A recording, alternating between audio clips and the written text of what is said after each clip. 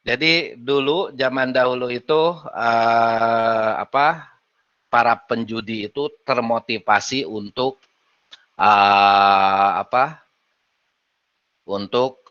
mengkaji tentang peluang ini. Ya, jadi motivasinya karena berjudi gitu ya.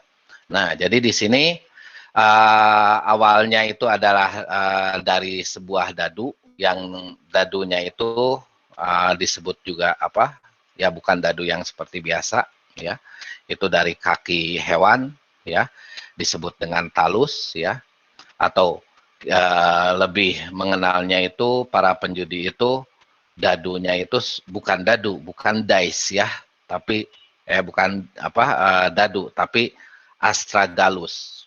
Okay. Astragalus itu terbuat dari talus. Oke. Okay. Nah, jadi di sini talus itu ya, di sini yang muka yang munculnya itu bukan 6 ya, tapi ada 4 muka yang bisa muncul ya. Nah, setiap muka yang kemungkinan muncul itu di sini dikasih nomor ya, sama seperti dadu ya. Nah, jadi kasih titik atau kasih nomor. Jadi yang di sini yang permukaan sempit sebelah sini ya, ini biasanya dikasih nomor 1. Dan yang di sebelah sananya, yang di belakang 1 ini, dikasih nomor 6. Berarti nomor 6 ada di sebelah sini lah. Ya, di belakangnya. Ya.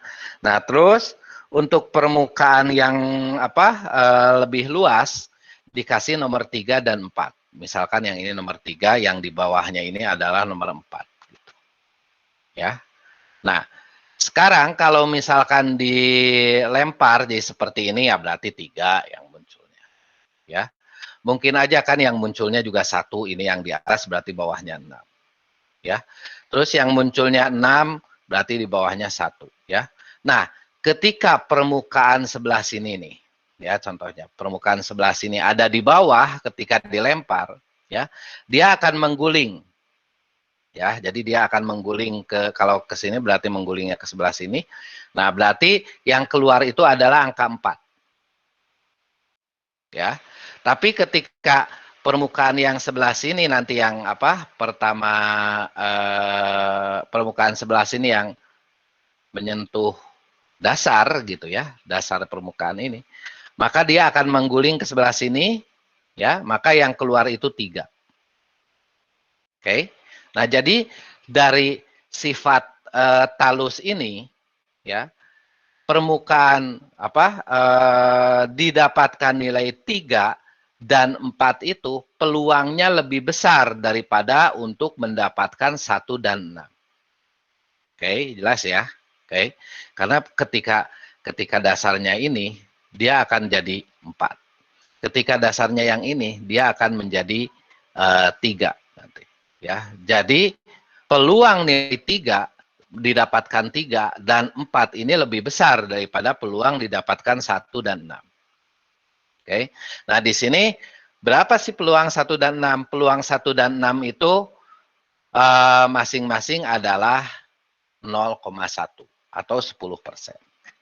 Ya. Sedangkan peluang 3 dan 4 ya. 3 dan 4 ya. Nah, di sini saya tidak nulis pakai pakai uniform uniform lagi. Pakai union sama n ya. Jadi ini dan di sini bukan berarti n ya, bukan berarti irisan ya. Nanti kita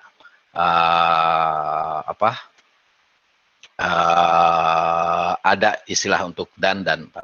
Jadi peluang 1, nah yang benar ini seperti ini. Peluang muncul 1 atau peluang muncul 6 itu sama dengan 0,1. Gitu.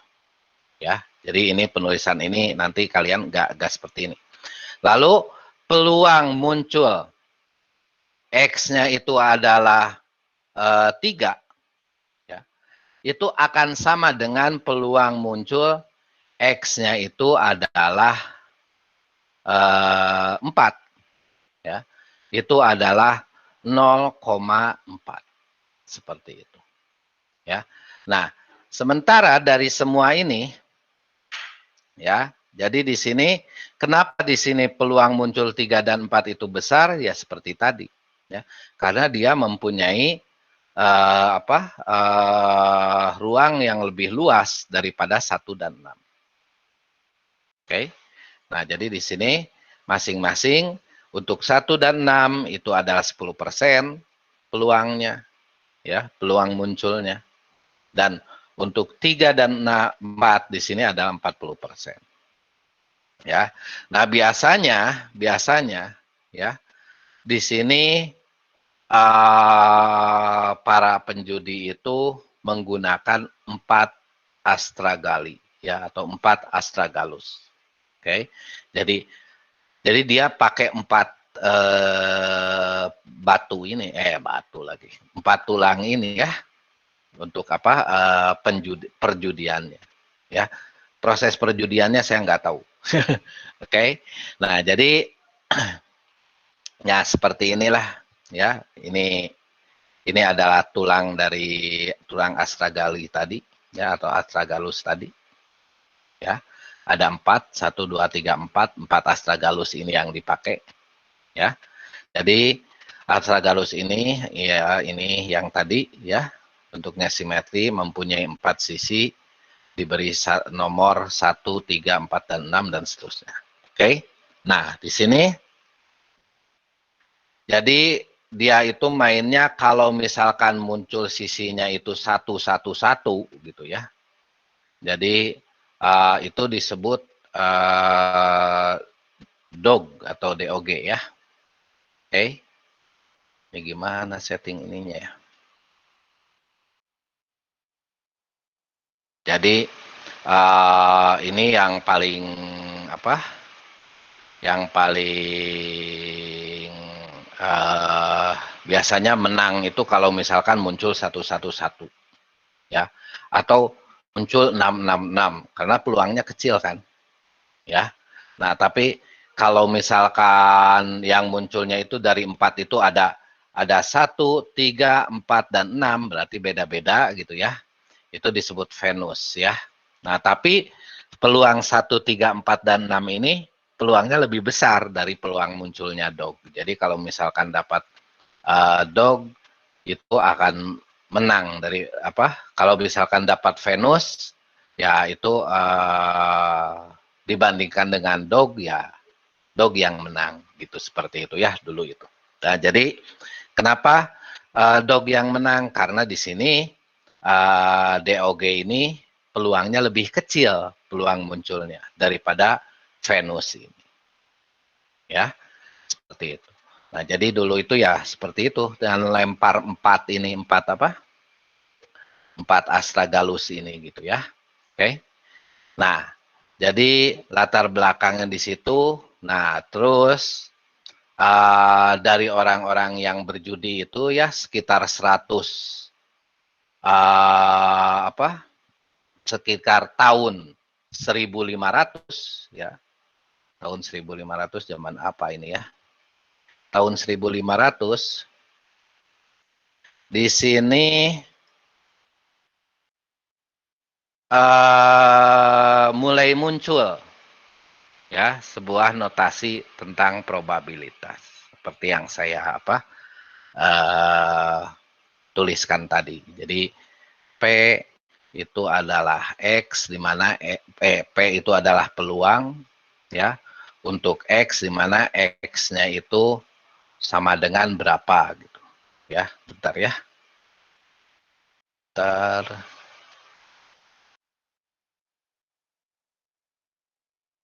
Bentar.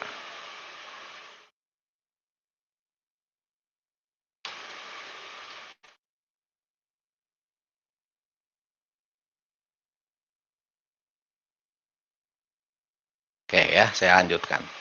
Jadi sekitar tahun 1500 muncul sebuah notasi probabilitas, ya, dan pada tahun 1550, ya, ini baru ditulis dalam bentuk buku. Jadi buku ini buku pertama, ya. Buku pertama ditulis oleh Gerolamo Cardano, ya. Jadi Gerolamo Cardano ini menulis buku pertama tentang probabilitas ini, ya. Disebut The Book of The Book on Game of Change, ya. Jadi dalam buku ini buku pertama tentang probabilitas, ia membangun teori yang berkaitan dengan teori probabilitas itu. Ya, membangun teori yang berkaitan dengan teori probabilitas, ya. Dua hasil utama dalam buku ini ya adalah the probability that one of two exclusive event occur equal the sum their probabilities, ya. Yang pertama, jadi peluang event peluang terjadinya dua event yang saling bebas gitu ya, peluang dari suatu peluang dari dua event yang saling bebas gitu ya akan sama dengan penjumlahan peluangnya. Jadi maksudnya yang ini kalau misalkan kita punya P1 ya, kalau misalkan X-nya itu adalah 1 dan 2 gitulah ya. X yang kemungkinan muncul itu adalah 1 dan 2 ya. Maka PX1 ya, P sama dengan X1 plus P sama dengan X2 ya. Itu akan sama dengan 1 ya. Nah, jadi kalau misalkan PX1-nya peluang untuk X sama dengan 1, ini sama dengan ya. Untuk peluang X sama dengan 1-nya misalkan 0,4, maka peluang keduanya itu ya adalah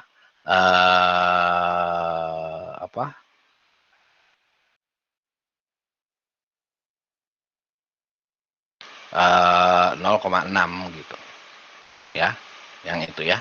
Oke, jadi di sini mulai diperkenalkan dalam buku ini ya. Lalu yang keduanya adalah peluang dari dua event yang independen ya, yang diukur secara simultan ya, adalah perkalian dari produk tersebut. Nanti kita akan lihat ini ya. Jadi yang pertama itu adalah penjumlahan kalau dia itu eksklusif event ya. Nah, kalau yang ini perkalian. Ya, kita akan lihat lebih detail ya. Jadi ini dua hal ini akan menjadi dasar teori peluang nanti ya. Ada sum, ada produk. Ya. Nanti kita akan lihat selanjutnya lebih detailnya. Terus ini penulisnya adalah Gerolamo Cardano. Ini dia lahir di kota Pavia ya.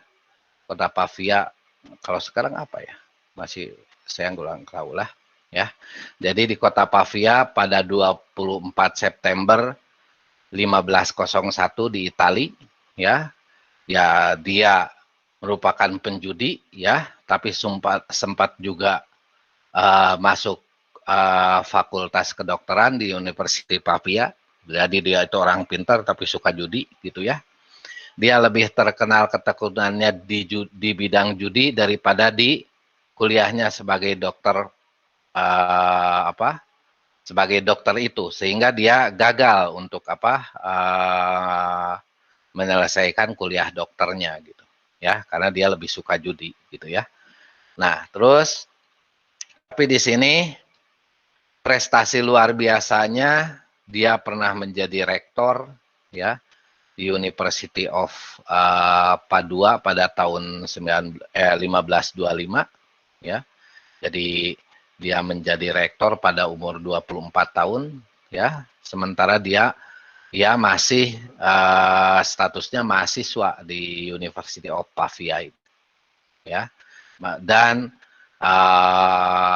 karena buku pertamanya ini, maka Gerolamo Cardano ini menjadi dijuluki sebagai the father of theory of probability, ya. Jadi dia bapak teori peluang lah, ya. Walaupun munculnya itu ya karena suka judi itu, ya. Oke. Nah, terus di sini penerusnya yang mengembangkan teori probability ini adalah ini 1660, ya. Setelah Cardano itu diteruskan oleh Pierre de Fermat, ya, pada tahun 1660 sampai 1665, ya. 16, ya. Nah, terus 16 ini 1600 harusnya 1600, ya. Ini dia jadi lahirnya. Bentar. Lahirnya tahun 1600, ya. Nah, harusnya gitu, ya. Jadi dia lahir tahun 1600 dan meninggal 1665 gitu, ya. Lalu dilanjutkan oleh Blaise Pascal, ya, ini orang terkenal dalam matematik, ya. Oke. Kalian tentu tidak asing dengan nama Pascal ini, ya. Oke. Nah, terus dilanjutkan oleh Christian Huygens, ya. Ini pada tahun 1629 sampai 1695, ya. Nah, dilanjutkan oleh James Bernoulli. Nah, ini kalian juga mungkin sudah tidak asing dengan nama Bernoulli ini, ya. James Bernoulli ini emang penemu distribusi Bernoulli, ya. Oke. Nah, pada tahun 54 dia itu lahir 1654 terus meninggal 1705, ya. Nah, lalu dilanjutkan oleh Abraham de Moivre, ya, pada tahun 1667 sampai 1754 dia meninggal. Oke. Nah, jadi ini orang-orang yang mengembangkan teori probabilitas ini, ya. Mungkin yang paling Anda kenal ini yang Bernoulli ini, ya, yang James Bernoulli. Oke. Nah, terus pada abad ke-18, ya, dilanjutkan oleh Pierre Simon Laplace, ya.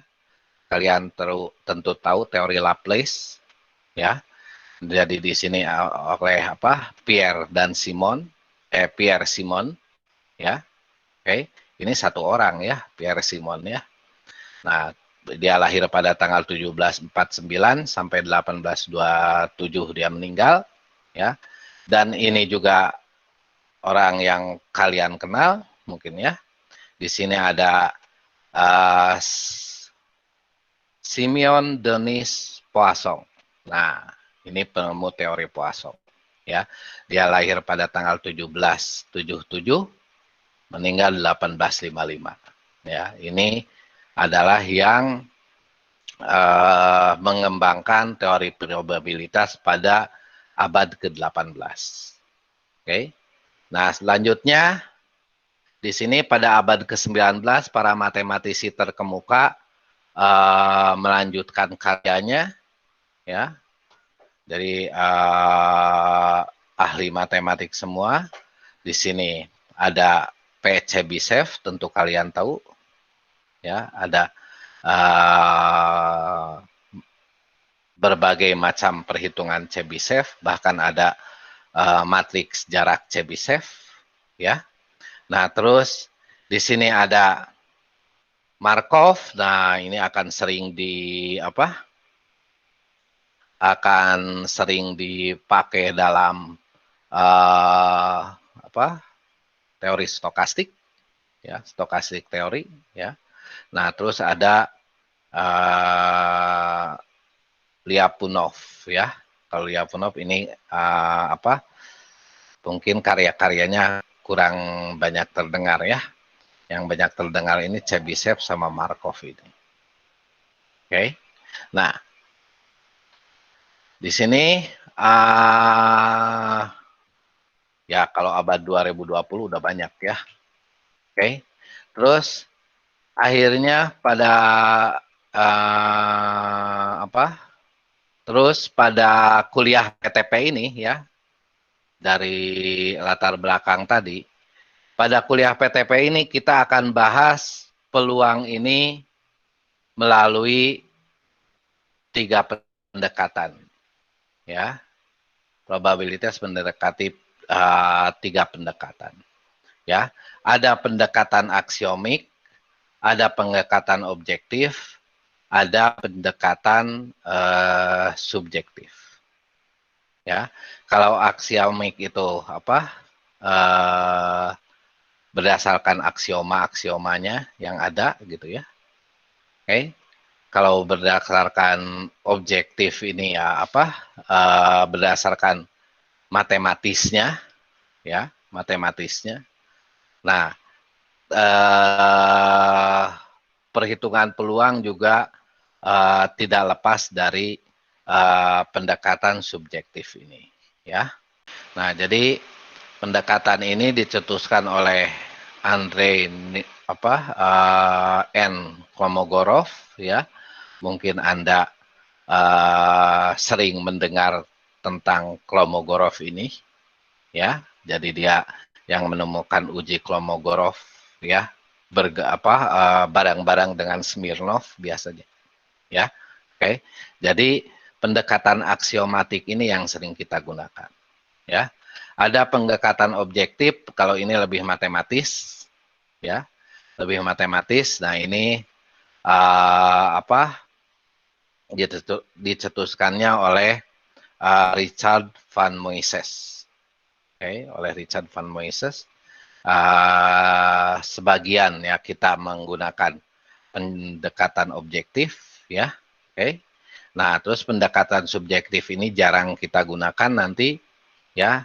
Ini oleh Frank Plumpton Ramsey, ya. Tapi ada pendekatan subjektifnya, ya. Jadi ada hal-hal yang kita mungkin tidak bisa untuk memasukkan pendekatan objektifnya itu. Jadi kita masukkan pendekatan subjektifnya itu, ya. Contohnya ketika kita harus menentukan distribusi sesuatu yang kita nggak tahu, ya. Jadi distribusi suatu data pada zaman dahulu dan kita nggak tahu distribusinya apa, ya. Secara objektifnya kita nggak tahu, ya, distribusi datanya apa. Nah, sehingga di sana biasanya dalam bias teori itu kita harus menentukan prior distribusi atau distribusi sebelumnya, dan prior distribusinya kita tentukan ya berdasarkan sifat-sifatnya aja. Oh, kalau data ini sifatnya itu adalah dia itu dari 0 sampai tahingga. Oh, kalau dari 0 sampai tahingga, maka contoh distribusinya bisa log linier, bisa bisa Weibull, dan lain sebagainya. Nah, sehingga kita masukkan aja dengan distribusi Weibull gitu, seperti itu, ya. Nah, jadi itu subjektif sifatnya, ya. Tapi ya itu sering ya kadang-kadang kita lakukan juga karena kita tidak mempunyai basic atau dasar yang sebelumnya, ya. Oke. Ya, di sini latar belakang probabilitas. Sorry, sekarang jam berapa? Ya, saya sekitar setengah jam lagi, ya. Oke. Jadi di sini probability atau probabilitas ini, ya, Ini adalah cabang dari statistik, ya. Di sini sains, ya, yang merupakan pengembangan dari metode matematika, ya, dengan dengan koleksi dari bagaimana cara mengorganisasi, ya, mengkoleksi dan menginterpretasikan data, ya, di sini sehingga kita bisa menerjemahkannya ke dalam semua area saintifik. Seperti itu, ya. Jadi dengan probability ini, ya, kita bisa menerjemahkan sesuatu, ya, yang bentuknya matematis, ya, tapi dalam bahasa saintifik untuk ini untuk semua area saintifik gitu, ya, untuk area lainnya gitu, ya. Nilai-nilai peluang ini, ya, akan lebih memberikan, ya, akan lebih bermanfaat dalam collection, organization, and interpretation of data gitu, ya. Jadi bagaimana nanti kita akan collecting data gitu, ya. Collecting data tentu berbasis peluang juga, ya. Kalau misalkan kalian suatu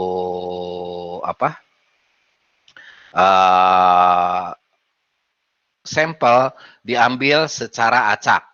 Berarti sampel diambil secara acak tuh setiap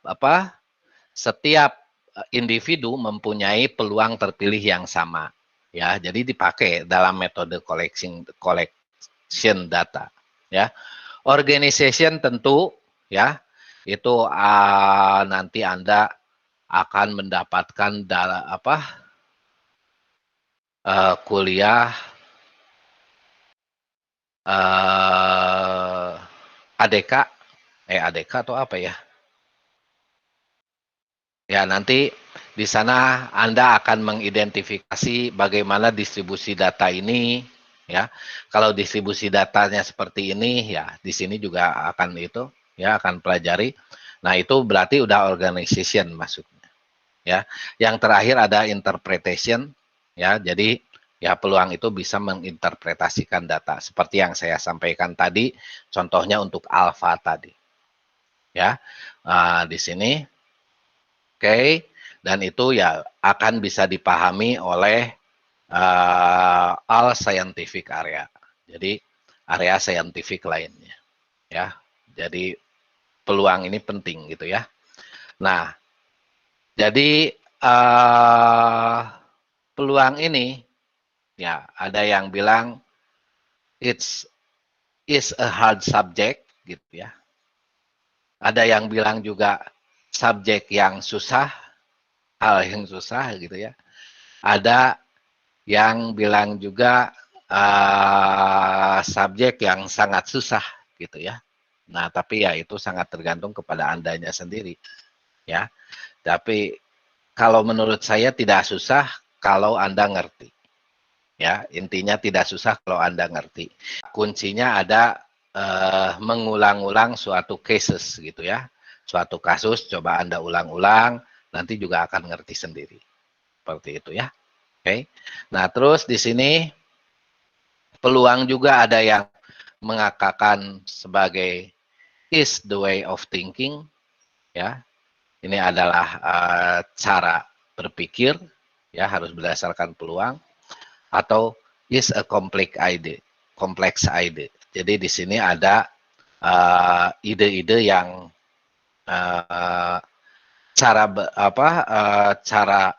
cara kita menyampaikan suatu ide yang kompleks gitu, ya, biasanya dengan menggunakan nilai peluang itu sendiri, ya. Nah, terus peluang ini merupakan sinonim dari stokastik, ya. Jadi apa bedanya stokastik dan peluang? Kita membedakannya dalam proses, ya. Kalau proses suatu peluang, kalau suatu peluang itu didapatkan dari suatu proses, kita sebutnya itu adalah sebagai proses stokastik. Ya. Nah, terus dari suatu proses itu didapatkan nilai-nilai didapatkan suatu model, kita sebutnya model stokastik. Ya. Nah, tapi yang disebut model stokastik itu ya model peluang juga. Ya. Yang disebut proses stokastik itu adalah proses yang melibatkan peluang juga. Gitu ya. Nah, tapi ya kita mengistilahkan peluang ini ya sebagai nilainya. Ya, sebagai peluangnya. Biasanya suatu prosesnya kita sebut dengan stokastik atau suatu modelnya kita sebut dengan model stokastik. Pak, apa bedanya model stokastik dengan model peluang? Ya sama aja itu juga. Ya. Nah, jadi di sini ya sinonimnya ya adalah stokastik. Ya. Ini diambil katanya itu dari stokastikos ya, ini stokastikos ini bahasa Yunani ya, yang artinya itu random ya. Jadi random itu adalah utterly unknown. Jadi kita nggak tahu apa itu ya, random itu. Apa yang akan terjadi selanjutnya itu kita nggak tahu. Yang disebut itu random ya. Nah, jadi berdasarkan hal-hal tadi ya, apa itu peluang ini menjadi perdebatan gitu ya, menjadi perdebatan ya selama beberapa tahun ya, bahkan ratusan tahun ke belakang. Jadi secara umum tidak ada yang mendefinisikan ya secara unik apa itu peluang. Ya, tidak, karena macam-macam orang itu mendefinisikan peluang. Ya, jadi peluang itu tidak terdefinisi secara unik. Ya, tapi pengertiannya ya seperti ini. Jadi ini yang saya sampaikan itu adalah pengertiannya, ya bukan definisi peluangnya. Ya. Nah, jadi definisi peluangnya sampai sekarang ya macam-macam. Ada yang menurut si A ini, menurut si B ini ya bingung lah apa definisinya gitu ya. Oke. Nah, tapi ya intinya peluang ini ya apa kita bisa menyampaikan pengertiannya apa ya. Dalam kehidupan sehari-hari kita sering menyatakan kalimat yang dimulai dengan kata mungkin. Ya, hal ini mengisyaratkan bahwa kita berhadapan dengan sesuatu yang tidak pasti, dengan kalimat yang mungkin tadi ya, dengan hal yang kita sebut. Contohnya, ya, mungkin dalam ujian statistika Yadi akan mendapat nilai 75. Ya, nilai 75 ini hal yang nggak pasti, karena di sini ada kata mungkin ini. Ya, jadi kalau misalkan Anda menggunakan kata mungkin ini, berarti Anda berhadapan dengan sesuatu yang tak pasti. Ya. Apabila pada kalimat yang dimulai dengan kata mungkin tersebut, kita memberikan nilai numerik dengan besarnya antara 0 dan 1, maka kata mungkin tersebut akan berubah menjadi peluang. Ya. Oke. Jadi kita memberi numerik nih antara 0 sampai 1. Ya. Jadi kata mungkin ini akan berubah jadi peluang. Peluang Yadi mendapatkan nilai ujian statistika adalah 0,8. Misalkan seperti itu. Ya. Nah, jadi di antara contoh pertama yang mungkin dapat 75. Ya. Dan contoh peluang Yadi akan mendapatkan nilai ujian 75 adalah 0,8. Lebih enak kita menilai Yadi itu berdasarkan kalimat dari contoh kedua, kan? Ya. Jadi di sana kita akan lebih nyaman kalau atau informasi akan lebih banyak kita dapatkan daripada mungkin, ya. Informasi tentang Yadi ini akan lebih enak kita dapatkan dengan nilai peluang Yadi akan mendapatkan ujian statistik 75 itu adalah 0,8. Ya, jadi contoh yang kedua ini yang lebih enak, yang lebih informatif. Ya, yang lebih informatif. Tapi yang menjadi masalah adalah bagaimana cara mendapatkan nilai 0,8 ini. Yang jadi masalahnya itu. Ya. Bagaimana cara untuk mendapatkan 0,8 ini. Ya.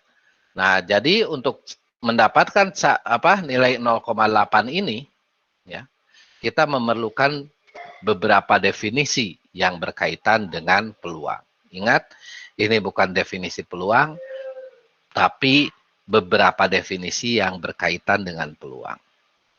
Ya. Nah, jadi oke. Nah, di sini ya, beberapa definisinya ada 1, 2, 3, oke, keempat, 5, 6, 7, 8, 9-nya itu nanti akan akan disampaikan di pertemuan selanjutnya, ya. Nah, jadi di sini sebelum masuk ke beberapa definisi tentang peluang, kita akan perkenalkan dulu istilah-istilahnya, ya. Yang pertama, untuk mendefinisikan apa yang disebut peluang, kita harus memperhatikan contoh berikut ini, ya. Seorang istri yang sedang mengandung, berarti ini ibu-ibu yang sedang mengandung, menurut pemeriksaan, bayi yang sedang dikandungnya itu tidak kembar. Berarti bayinya satu. Oke, tidak kembar. Jenis kelamin bayi yang mungkin yang akan lahir adalah laki-laki atau perempuan. Gak ada yang lain kan ya? Laki-laki dan perempuan. Ya. Jadi yang mungkin itu hanya dua, laki-laki atau perempuan. Nah, menurut teori himpunan, jadi kita selalu mulai dari himpunan dulu. Ya. Ini dinyatakan dalam himpunan semesta. Himpunan semesta itu adalah hal-hal yang mungkin terjadi. Semua hal yang mungkin terjadi. Semua hal yang mungkin terjadi di sini untuk jenis kelamin bayi yang mungkin akan lahir di seorang ibu hanya dua. Tidak ada yang lain lagi, hanya dua. Ya, kalau ada yang lain lagi harus ditambahkan di sininya. Ya, laki-laki, perempuan, atau tanda tanya misalkan. Ya, oke, tapi karena tidak ada yang lain lagi, kemungkinannya hanya dua, yaitu laki-laki dan perempuan, maka himpunan semestanya, ya, semesta itu untuk semua kemungkinan yang ada, ya, yang akan muncul adalah L untuk laki-laki atau P untuk perempuan. Jadi ingat, pertama seperti yang saya lakukan tadi di sini, mana ya? Nah, di sini X 1, 2, ini semestanya. Ya. Semestanya di sini ini harusnya kurung kurawal juga ya. Semestanya itu hanya 1 atau 2 gitu ya. Nah, di sini semestanya adalah laki-laki dan perempuan. Tidak mungkin hal lain terjadi selain laki-laki dan perempuan.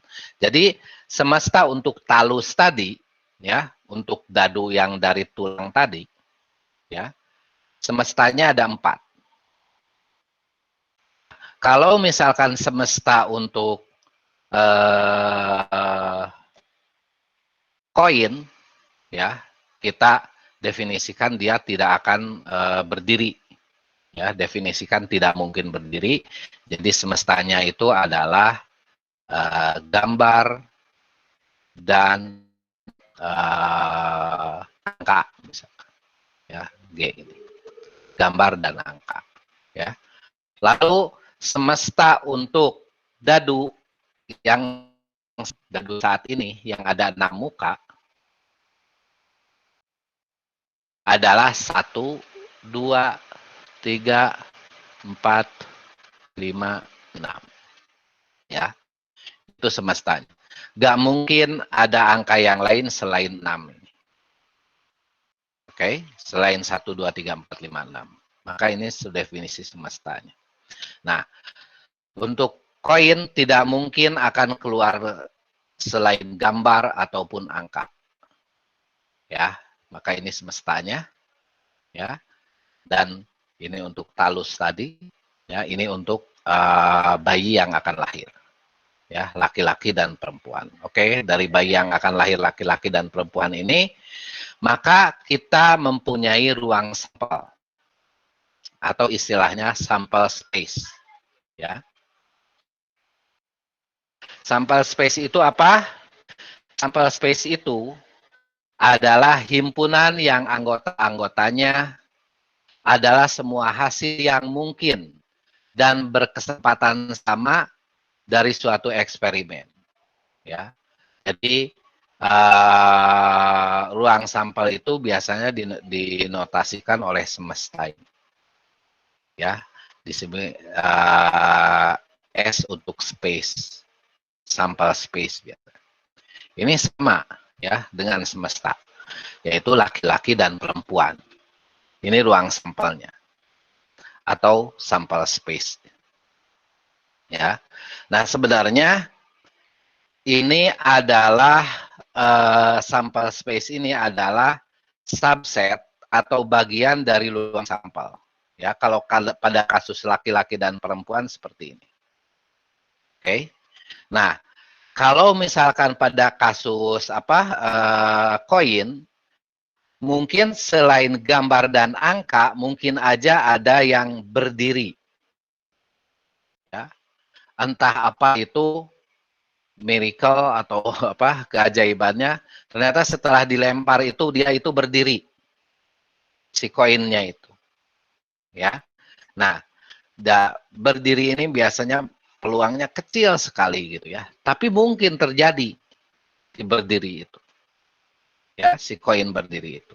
Nah, biasanya si koin berdiri ini masuk ke dalam himpunan semesta. Ya, karena ini masih mungkin terjadi. Ya. Tapi kita tidak akan kalau misalkan berdiri, kita tidak akan hitung itu sebagai bagian dari hitungan kita. Kalau misalkan koinnya nanti ternyata berdiri, ya diambil lagi, kita tos lagi, kita lantunkan lagi.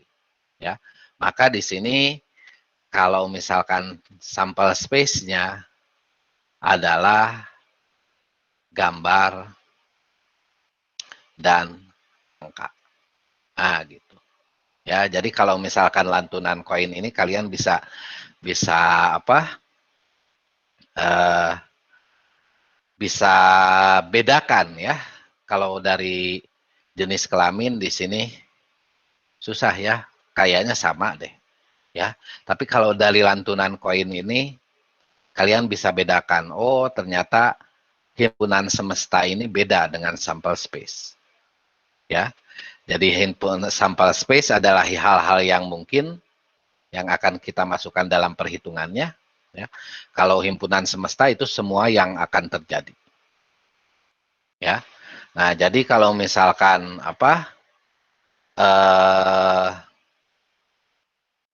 Anda mau melakukan survei terhadap mahasiswa Unpad, ya, terhadap mahasiswa Unpad. Sampel space-nya itu, himpunan semestanya itu bisa macam-macam, ya. Ada kalau misalkan Anda diam di gerbang itu, yang masuk gerbang itu ada mahasiswa Unpad, ada bukan mahasiswa Unpad. Mahasiswa Unpad itu ya macam-macam, ada dari fakultas A, B, C, D dan seterusnya. Ya.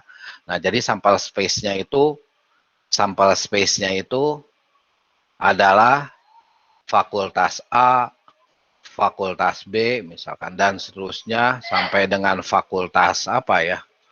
Misalkan fakultas Z, misalkan ya. Dan di sini jangan lupa juga ada yang non mahasiswa. Ya, itu yang bukan mahasiswa. Kalau dosen, tukang ojek, terus apa? Yang lagi nyari rumput ya, masuk ke gerbang Unpad itu, yaitu kalian itu masuknya dalam himpunan semesta itu sebagai non mahasiswa. Tapi karena studi kalian ditujukan kepada mahasiswa, ya, studi kalian ditujukan kepada mahasiswa, maka di sini ruang sampelnya itu S-nya itu tanpa non mahasiswa ini. Jadi di sini adalah mahasiswa fakultas A, mahasiswa fakultas B, dan seterusnya sampai dengan mahasiswa fakultas Z. Gitu. Ya. Nah, jadi di situ bedanya semesta dengan ruang sampel. Ya, jadi ruang sampel ini sebenarnya bagian dari himpunan semesta itu. Ya. Nah, lalu di sini ada istilah event ya atau peristiwa. Ya, atau kejadian, ada yang bilang juga kejadian. Event atau peristiwa atau kejadian. Ya. Event itu adalah subset atau himpunan bagian dari ruang sampel. Berarti tadi ruang sampel atau sampel space ini adalah himpunan bagian dari himpunan semesta. Ya. Terus event ini adalah subset atau himpunan bagian dari ruang sampel. Ya. Biasanya dinotasikan dengan huruf kapital. Ya. Contohnya kalau misalkan untuk kejadian untuk jenis kelamin bayi ini subsetnya eventnya itu ada event A dan event B. Event A adalah event di mana lahir bayi laki-laki. Event B adalah event di mana lahir bayi perempuan. Seperti itu maksudnya. Ya. Jadi ini lebih ke satu-satu. Kalau misalkan tadi tentang koin, jadi event A adalah event keluar gambar. Event B adalah event keluar angka, misalkan seperti itu. Ya. Nah, kalau misalkan dalam tadi melakukan studi terhadap mahasiswa Unpad, event A adalah event didapatkan mahasiswa dari Fakultas A. Event B adalah event untuk mahasiswa yang didapatkan di Fakultas B dan lain sebagainya. Ya, jadi biasanya dinotasikan dalam bentuk huruf kapital seperti ini. Ada A dan ada B. Gitu ya. Nah, dalam kurung ini menyatakan event yang terjadi atau peristiwa yang terjadinya apa. Oke. Nah, selanjutnya ada istilah titik sampel. Ya, ada sampel point. Ya, sampel point. Titik sampel ini adalah elemen yang ada dalam ruang sampel atau event. Ya. Jadi di sini biasanya kalau misalkan NA ya, itu ada berapa titik sampel? Ini sampelnya ada satu ya, L. Ya. Berarti NA itu hanya satu titik sampelnya. Ya. Gitu ya. Satu titik sampel atau satu poin sampel yaitu L aja. NB di sini satu juga. Ya, P. Ya. Sorry. Untuk yang event ini misalkan di Unpad itu ada 16 fakultas misalkan ya. Ini saya nggak tahu ya detailnya bagaimana. Misalkan dari 16 fakultas ini ya ada 9 fakultas IPA misalkan ya atau sains ya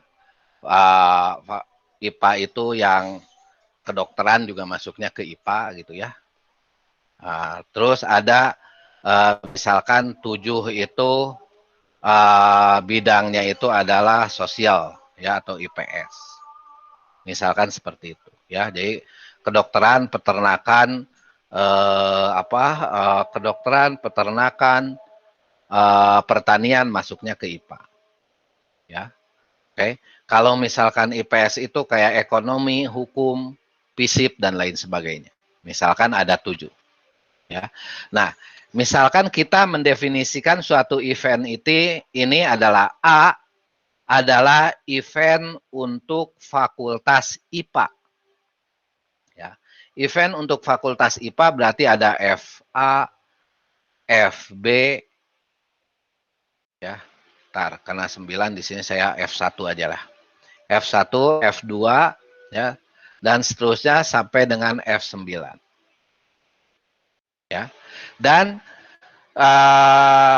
peristiwa ya, event untuk IPS itu misalkan kita B-nya itu kita definisikan adalah mahasiswa dari fakultas IPS ya, dari IPS. Jadi di sini ada F10 dan seterusnya sampai dengan F16 misalkan seperti itu. Ya. Nah, jadi di sini titik sampel ya dari sini. Oke. Titik sampelnya ya atau sampel poinnya untuk A ya. Jadi NA di sini sama dengan 9. Ya, jadi titik sampel suatu event itu tidak selalu 1. Bisa 2, bisa lebih. Ya, bisa lebih dari 1. Ya, tergantung kita mendefinisikan eventnya apa. Ya, tapi kalau di sini kita contohnya mendefinisikan eventnya itu adalah event untuk fakultas IPA dan fakultas sosial, gitu ya. Fakultas IPA dan fakultas sosial. Nah, jadi di sini NA-nya itu jadi ada 9 dan NB-nya itu ada 7. Ya. Titik sampel untuk event B ada 7. Terus titik sampel untuk ruang sampelnya atau NS-nya itu ada berapa? Di sini ada 9 dan 7. Yang ini kan ruang sampelnya ada 16. Oke, ada 16. Sorry, ada 16. Seperti itu. Ya. Berarti titik sampel itu adalah dihitung berapa kemungkinan-kemungkinan yang mungkin untuk setiap event atau ruang sampel tersebut. Ya, oke. Makanya di sini dinotasikannya dengan N biasa. Oke, titik sampel. Nah, terus ada peristiwa atau istilah saling eksklusif. Ya. Atau disebut juga dengan mutually eksklusif. Ya. Maksudnya peristiwa mutually eksklusif ini atau saling eksklusif ini apa? Apabila anak yang lahir itu laki-laki, maka perempuan tidak akan lahir. Seperti itu. Ya. Itu berarti kelahirannya saling melenyapkan. Ya, disebut juga dengan saling eksklusif atau mutually eksklusif. Ya. Apabila yang datang itu adalah mahasiswa fakultas IPA, maka dia bukan mahasiswa dari IPS. Seperti itu. Ya. Nah, kalau misalkan, enggak juga Pak, kenapa? Karena ada juga mahasiswa UNPAD yang kuliahnya 2, kuliahnya di statistik juga di sosial. Oh, berarti di sana tidak saling menghilangkan. Kalau tidak saling menghilangkan, berarti tidak saling mutually eksklusif. Kalau tidak saling mutually eksklusif, ya itu perhitungannya akan beda lagi. Ya. Nah, tapi kalau misalkan dipastikan bahwa enggak Pak, sekarang enggak boleh di UNPAD itu kuliah di dua prodi misalkan, ya. Jadi kalau misalkan kuliah di UNPAD itu untuk S1 itu hanya boleh satu prodi. Kalau kuliah di 2 prodi nanti dikeluarkan. Misalkan seperti itu. Ya. Nah, berarti di sana kalau misalkan hanya boleh satu prodi berarti saling mutually eksklusif. Jadi ketika Anda mendapatkan mahasiswa yang IPA, maka pastilah dia bukan IPS gitu. Ya. Itu disebut dengan mutually eksklusif atau peristiwanya itu saling melenyapkan atau saling menghilangkan. Ya, kalau misalkan keluar gambar, kalau misalkan menurut lantunan koin, kalau keluar gambar, berarti kita tidak mungkin mencatatnya sebagai angka. Ya, yaitu saling mutually eksklusif ya. Ya, jadi kalau misalkan contoh dadu koin ya itu mutually eksklusif ya. Tapi kalau contoh yang tadi misalkan mahasiswa ya itu bisa non mutually eksklusif atau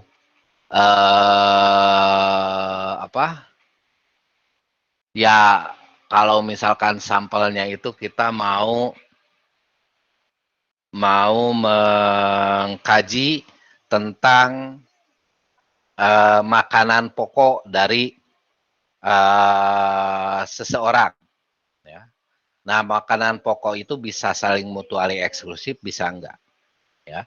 Kalau misalkan orang Sunda makanan pokoknya adalah nasi, ya disebutnya juga pokok. Berarti mana yang paling dominan? Ya, jadi yang paling walaupun orang Sunda juga makan juga umbi-umbian gitu juga. Orang Sunda juga makan sagu gitu ya. Tapi yang pokoknya apa? Yang pokoknya adalah nasi. Oh, berarti itu saling mutually eksklusif dengan orang Papua. Ya, yang makan makanan pokoknya umbi-umbian. Saling mutually eksklusif dengan orang orang Ambon yang makannya sagu. Ya. Tapi kalau misalkan saya orang Sunda, tapi kalau saya itu makan umbi-umbian ya porsinya hampir sama dengan makan nasi. Oh, berarti itu tidak saling mutually eksklusif. Ya. Jadi kadangkala kita harus mendefinisikan suatu suatu kejadian itu ya, suatu kemungkinan itu suatu event yang mungkin itu harus kita definisikan sebagai mutually eksklusif untuk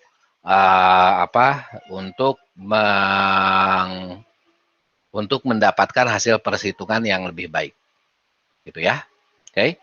Nah, terus misalkan di sini jika suami istri tersebut mempunyai 2 anak. Oke. Maka ruang sampelnya akan berubah kalau mempunyai 2 anak, ya. Jenis kelaminnya akan LL, akan PP, akan LP dan akan PL. Kalau tadi 1 anak ya, kalau sekarang 2 anak. Ya. Maka di sini titik-titik sampelnya ini bersifat saling equally likely. Equally likely itu maksudnya peluangnya sama. Ya. Peluang lahir laki-laki dan laki-laki ya, bentar. Peluang lahir laki-laki dan laki-laki di sini adalah 1/4. 1/4 itu dari mana? Dari ini setengah kali ini setengah. Oke. Nah, yang tadi ya. Jadi di sini peluang lahir laki-laki ya X sama dengan laki-laki itu sama dengan setengah. Peluang X sama dengan perempuan itu sama dengan setengah juga. Ya. Karena mempunyai sifat saling mutually eksklusif. Nah, karena mempunyai sifat saling mutually eksklusif, maka kita bisa peluang Y itu yang baru ya. Y itu adalah laki-laki dan laki-laki itu akan sama dengan peluang X sama dengan laki-laki dikali dengan peluang X sama dengan perempuan. Jadi ini sama dengan setengah dikali setengah sama dengan seperempat. Gitulah. Ya. Nah, tapi kalau nggak mutually eksklusif nggak bisa kali gini. Ya. Pengalian ini ini harus saling mutually eksklusif. Ya. Nah, perkalian seperti ini adalah yang disebutkan tadi di awal. Nah, yang ini ya, yang ini nih. The probability that two independent event, ya, eventnya itu saling independen, ya, occur simultaneously equal the product of their probability. Jadi dia itu adalah kali perkaliannya. Maksudnya yang ini. Ya, jadi hal ini udah lama dipikirkannya dari tahun 1500. Ya. Nah, jadi di sini ya, karena saling mutually eksklusif, dia itu kalau LL ya, kalau yang lahirnya laki-laki dan laki-laki, maka peluangnya seperempat. Kalau yang lahirnya itu adalah perempuan dan perempuan, juga seperempat. Kalau yang yang lahirnya itu laki-laki dan perempuan juga seperempat, dan ini pun seperempat. Karena di sini sama peluangnya, semuanya seperempat, maka disebut sifatnya equally likely, ya, atau kemungkinannya sama. Ya, equally likely itu kan kemungkinan sama. Oke, jadi di situ kenapa equally likely? Karena peluang untuk setiap kemungkinan di sini adalah sama. Masing-masing adalah seperempat. Titik-titik sampel LL, PP, dan LPPL ini sifatnya mutually eksklusif. Oke, di sini sifatnya mutually eksklusif karena kalau misalkan kita dapatkan LE tidak mungkin PP, kita dapatkan PP juga tidak mungkin yang lainnya. Kalau kita dapatkan ini tidak mungkin yang ini, dan tidak dapatkan ini tidak mungkin yang lain. Jadi di sini mutually eksklusif. Sifat mutually eksklusif ini akan mempermudah kita dalam penghitungan peluangnya nanti. Ya, oke.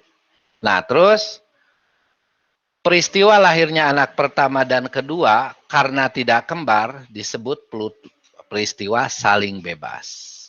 Karena tidak kembar. Ya. Apakah kalau misalkan lahir anak pertama laki-laki itu, kalau anak pertamanya laki-laki, anak keduanya perempuan, kan enggak gitu. Kalau anak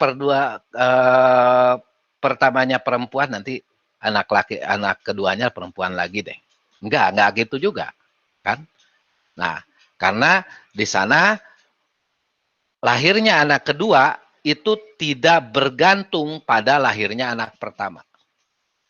Kalau lahirnya anak kedua tidak bergantung pada lahirnya anak pertama, itu disebut dengan peristiwa saling bebas atau mutually independent.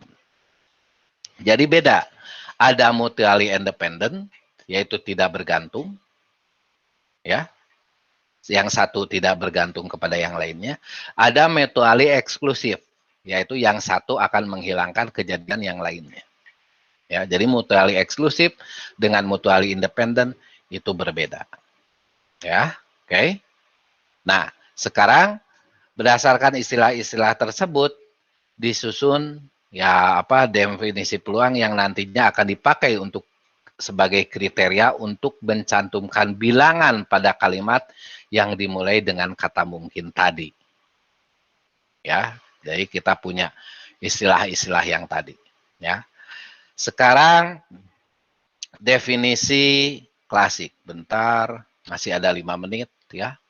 Jadi tinggal 2 slide lagi. Ada definisi klasik, ya. Ada definisi statistis, ada definisi subjektif, ya 3 definisi ini, ya, akan menjadi definisi peluang kita. Ya. Definisi klasik, apabila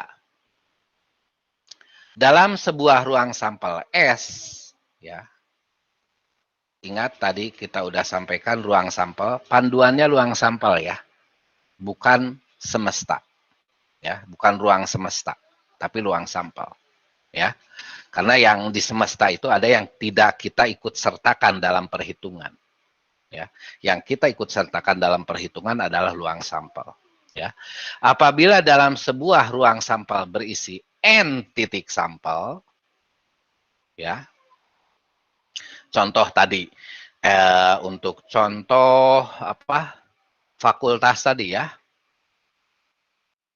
Untuk contoh fakultas tadi, n atau banyaknya titik sampel untuk ruang sampel S itu ada 16, gitu kan? Ya. Yang equally likely, ya, equally likely itu berarti peluangnya itu sama, ya. Tapi kalau mahasiswa yang masuk ke kampus itu enggak equally likely, ya. Jadi kalau kasus ini nggak bisa kita sebut sebagai kasus equally likely, ya. Yang equally likely itu yang ini, kasus 2 anak ini. Ini equally likely, ya. Ini jadi yang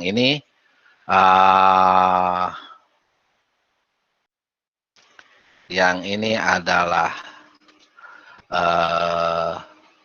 jadi di sini non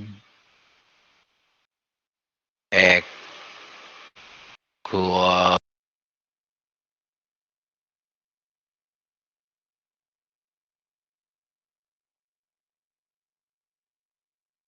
Jadi kalau kasus fakultas ini tadi non equally likely, kenapa? Karena jumlah sampel untuk setiap fakultas itu atau jumlah mahasiswa yang masuk untuk setiap sampel itu ya beda-beda. Ya, kita nggak bisa ini pandang sebagai equally likely. Yang kita bisa pandang sebagai equally likely itu yang ini, laki-laki, perempuan, atau kasus 2 anak. Ya, jadi ruang sampel S berisi n titik sampel, berarti di sini kasusnya itu adalah kasus 2 anak. 2 anak. Oke, dalam kasus 2 anak itu NS-nya itu ada 4. Ya, NS-nya itu ada 4. Dia equally likely dan mutually exclusive. Ya, oke. Tadi equally likely dan mutually exclusive. Terdapat X buah titik sampel yang menyokong A. Nah, misalkan A itu adalah peristiwa yang terjadinya itu. A itu misalkan A itu adalah untuk event ada anak perempuan. Okay. A itu ada anak perempuan. Jadi A itu event A ini ya, himpunannya apa aja? Dia itu adalah kalau kita lihat di sini PP, LP dan PL. Ya. Jadi di sini adalah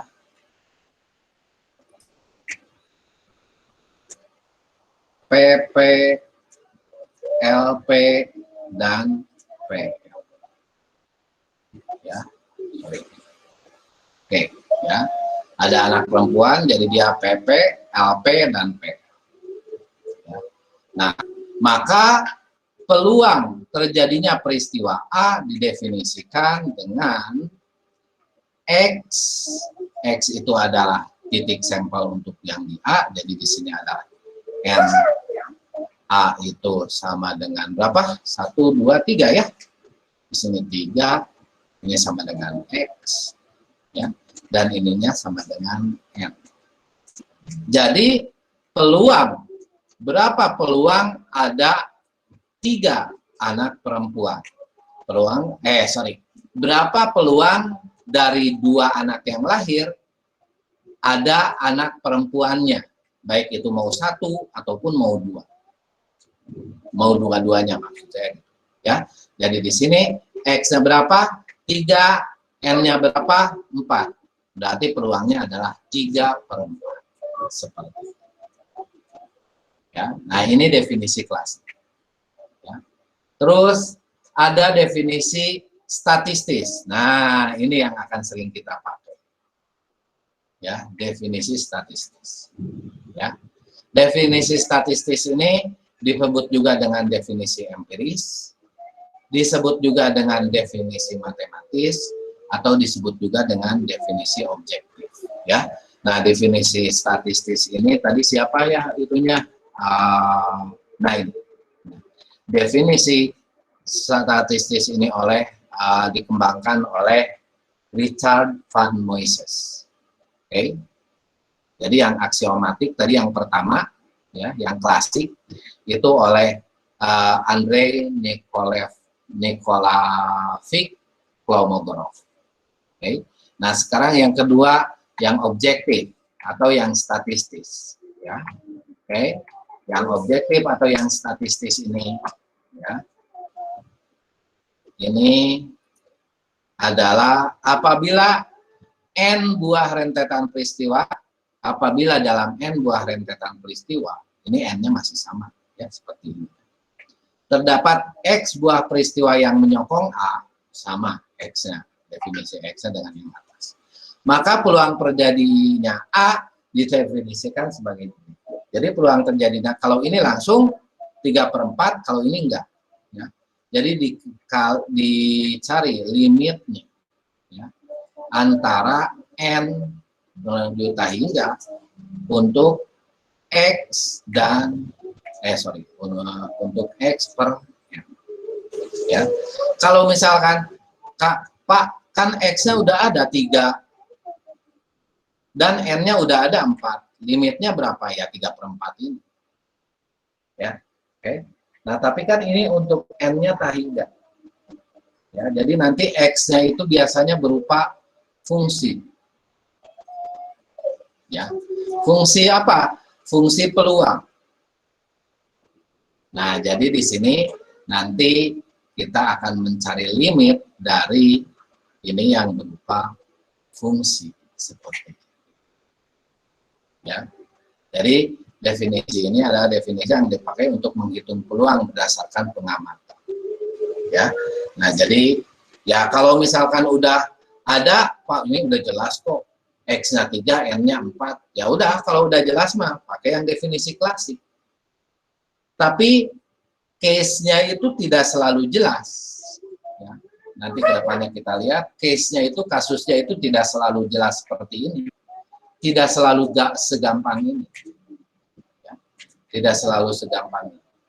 Maka kita memerlukan definisi statistis. Ya. Nanti kalau definisi statistis, X per M-nya ini nanti akan berupa fungsi, maka kita akan mencari limit dari fungsi tersebut. Ya, kita akan mencari limit dari fungsi tersebut. Itu yang definisi statistis atau objektif. Ini yang terakhir. Oke, kalau di sini, oke. Ini ada contohnya, berdasarkan pengamatan puluhan tahun di bidang kedokteran, di antara 100 orang yang punya penyakit K, ya, 30 orang itu mati pada suatu saat B terkena penyakit K. Berapakah peluang B mati?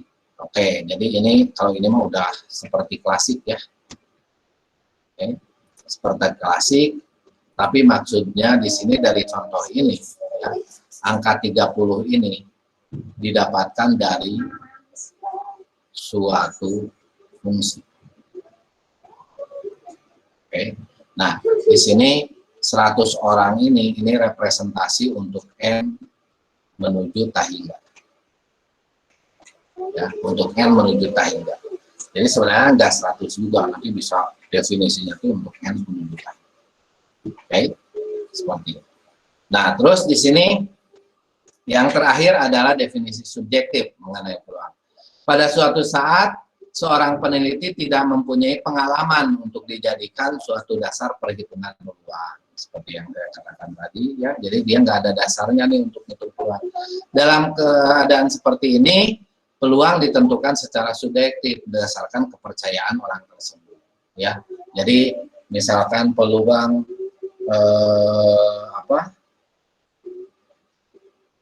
peluang seseorang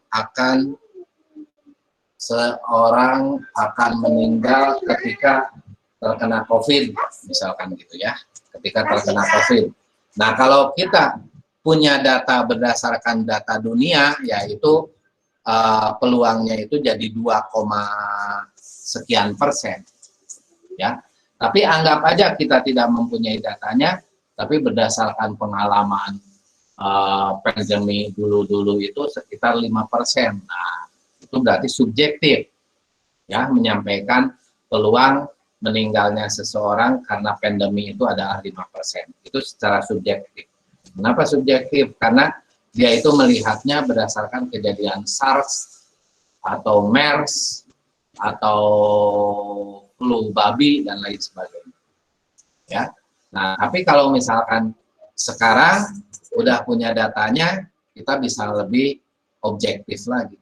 Ya, dari sekian juta yang sakit atau yang positif COVID, yang meninggal ada 2, sekian persennya. Oh, berarti itu adalah peluang yang meninggal, seperti itu ya. Itu objektif ya. Tapi kalau subjektif seperti tadi ya, definisi subjektif ini ya kadang-kadang sering juga kita harus definisikan ya, peluang itu secara subjektif.